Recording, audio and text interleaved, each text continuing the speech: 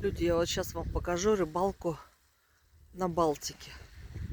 Вот смотрите, они стоят по колено в море. А вот здесь рыбаки стоят по пояс в море. Вот он стоит в море, ловит рыбку. И самое интересное, вот таких там 1, 2, 3, куча. Это рыбалка на Балтийском море русского человека. Я ничего не понимаю.